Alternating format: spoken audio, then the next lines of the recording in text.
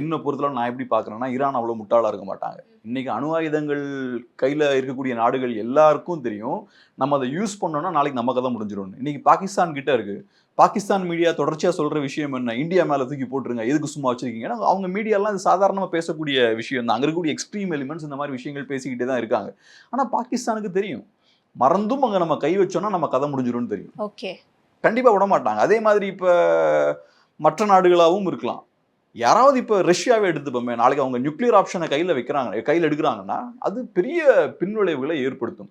இது ஈரானுக்கும் தெரியும். ஏதோ ஈரான் வந்து அவங்க ரொம்ப காட்டுமிராண்டித்தனமான ஒரு நாடு. என்ன செய்றோம்னு தெரியாமலே செஞ்சுருவாங்க. அப்படிலாம் பண்ண மாட்டாங்க. ஒரு நாடு அப்படிலாம் பிஹேவ் பண்ணாது.